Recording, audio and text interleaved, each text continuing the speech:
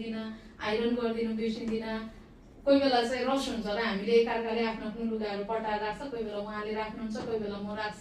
तर मतलब के हुन्छ, हामी इक्वालिटीमा छौँ, हामी के गर्छौँ, इक्वल हामी काम गर्छौँ। तर म उहाँको कुनै पनि कुरा बिर्सिँदैन। किन? Because I have a relation, he is my husband and it's my responsibility. मेरो जिम्मेवारी हो कि मेरो हस्बेन्डको हरेक अभाव खाँचो उहाँको जरुरतलाई हेर्ने है। अनि तपाईहरुको पनि आफ्नो छोराछोरी, हाम्रो छोराछोरीको हरेक कुरालाई हेर्ने बुझ्ने हाम्रो के हो, जिम्मेवारी हो। किनभने हाम्रो रिलेसन छ। आमेन।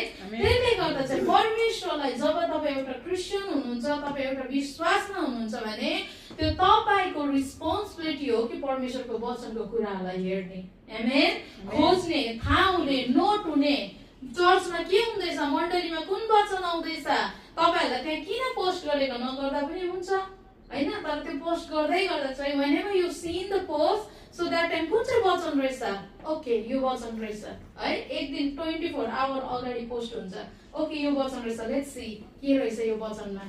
So just read and take the revelation. तपाईले त्यो रेभलेसनलाई आफूले लिनुहोस्। तपाईले के बुझ्यो, ओके आज पास्टरले के बुझाउनुहुन्छ चर्चमा, सिस्टरले के बुझाउनुहुन्छ हैन, गुरुआमाले के बुझाउनुहुन्छ, त्यो एक्साइटमेन्टमा जब तपाईँ आउनुहुन्छ नि, तपाईकोमा इक्जाम्पलको लागि 500 को नोट कोलाई मन पर्छ, को छ नमन पर्ने छ नि हैन। 500 को नोट छ अरे हाम्रो अविरल भाइकोमा, ठीक छ, उले पाए 500 को नोट। तर उलाई थाहा छ अब चर्चमा गएपछि हाम्रो रञ्जिता गुरुआमा सिस्टरले के दिनुहुन्छ, 500 को नोट आजै दिनुहुन्छ। सो ही एक्साइटेड और नो?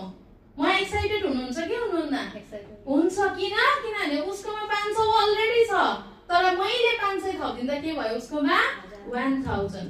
सो पैसाको लागि हामी कति वेस्ट छौँ, बुझ्नु नि। पैसाको लागि हामी कति चाहिँ प्रायोरिटी दिन्छौँ, पैसा भनेपछि हामीलाई कति इम्पोर्टेन्ट लाग्छ। त्यसरी नै वचनलाई त्यो पैसा भन्दा पनि ठुलो महत्त्व दिनुहोस्, आमेन।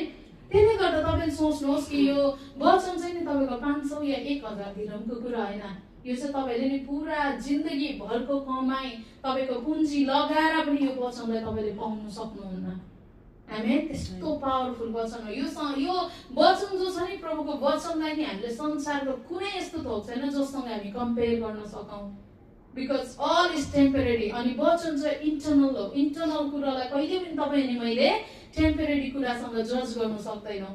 त्यसले गर्दाखेरि चाहिँ तपाईको त्यो एक्साइटमेन्ट हो जब तपाईले वचन हेर्छ, ओके यो वचन आउने रहेछ, यसको यति आउने रहेछ। म सबै वचन हाल्दिनँ, एउटा वचन हालेको हुन्छु है, त्यसमा अरू वचनलाई हामीले जोड्दै जानुपर्ने हुन्छ, वचनको खण्डहरू रेभलेसन आउँदै जाँदा।